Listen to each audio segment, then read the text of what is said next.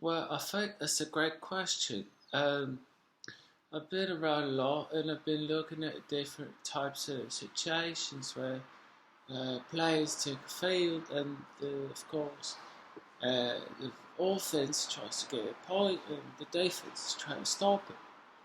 Well, I've noticed that if you do have the defense on the field, the team will score a lot more points. So I think the first thing that this team's got to think about is how do we try to prevent the other team from taking the field? And of course, without a field, it's going to be very hard to play a game. And so you got to think about that too. Do you want to even play on a field?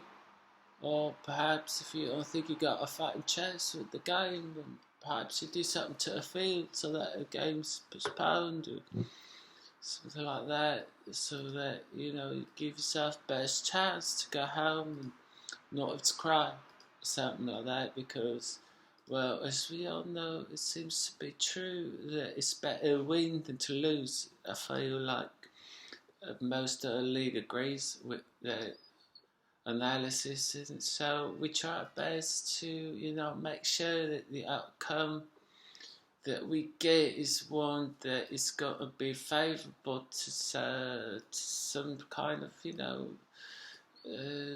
that we want. And so I think that's really what we get out there and play a game for. And I've always said this, and I think I continue to say it, as long as this going on, is that you just got to try to win.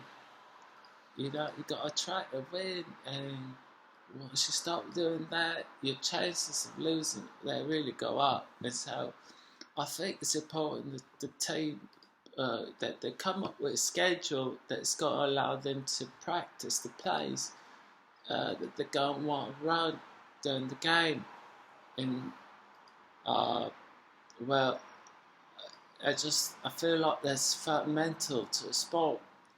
And of course, you gotta have your constitution, your bodily constitution. It's got to be something of a bit of a matter as well, because as we all know, you got to exercise.